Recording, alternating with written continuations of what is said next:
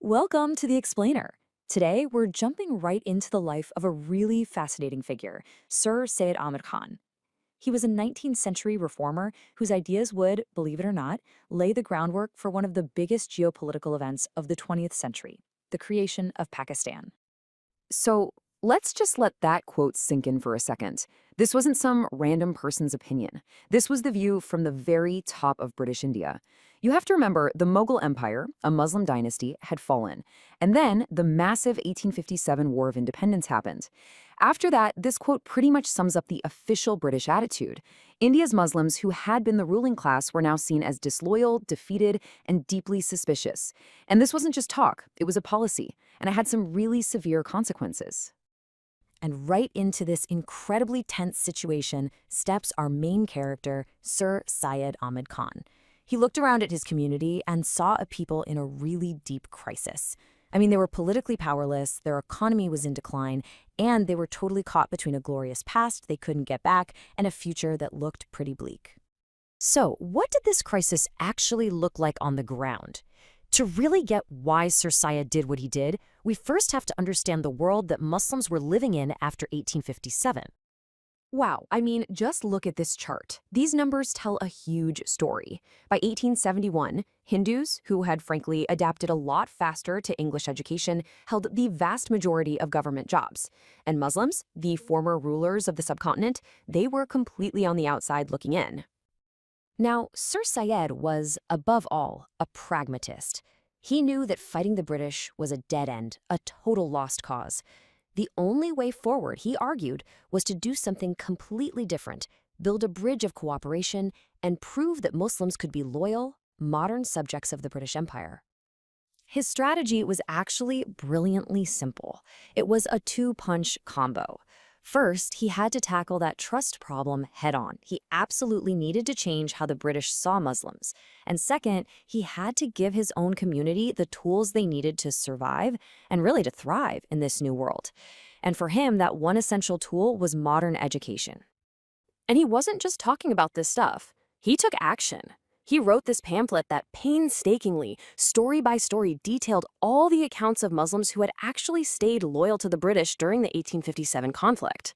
It was basically a one-man PR campaign to fix his community's shattered reputation.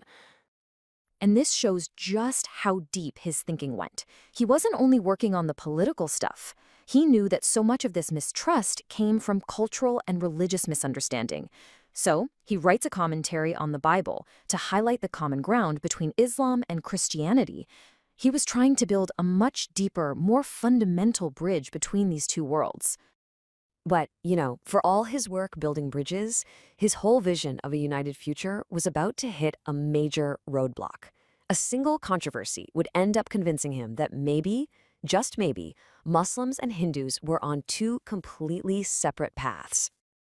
Now, this is so important to remember. Sir Syed did not start out as a separatist. Not at all. In his early years, he was a huge believer in Hindu-Muslim unity. This quote says it all. He saw them as two eyes of a beautiful bride. Their interests were one and the same, part of a single Indian nation.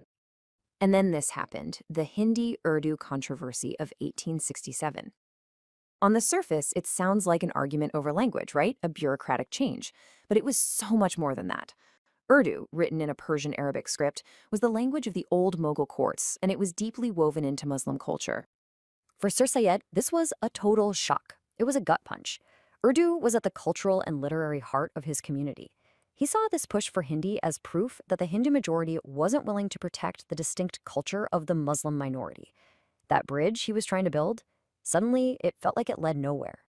This really bitter experience over language is what led Sir Syed to develop his most famous and his most consequential idea, the two-nation theory.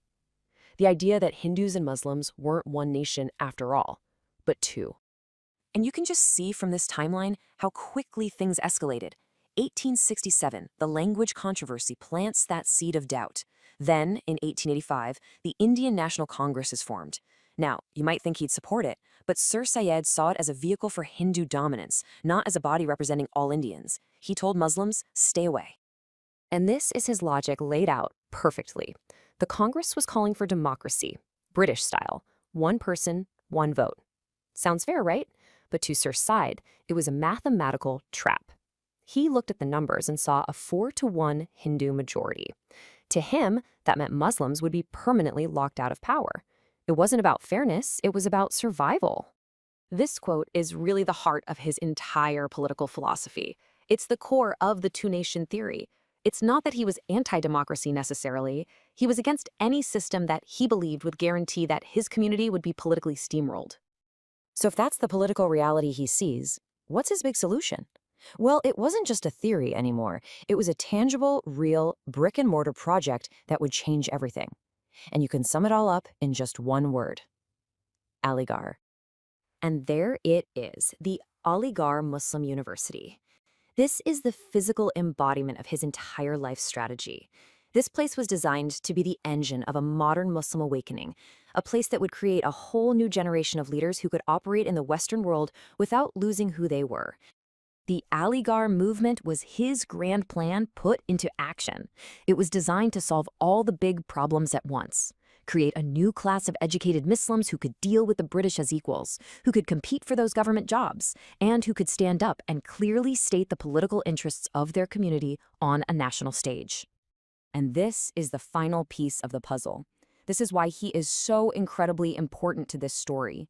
Sir Syed himself never called for a separate country called Pakistan, but the ideas he fought for, a separate identity, separate political interests, the absolute need for modern leadership, they created the intellectual foundation, the very bedrock, for the Pakistan movement decades later. And so that leaves us with the huge central question of his legacy. Was he a forward-thinking pragmatist who saved his community from disappearing into irrelevance? Or was he the man who first drew the line that would eventually split the subcontinent in two? You know, when you look at all the evidence, history seems to suggest he might just have been both.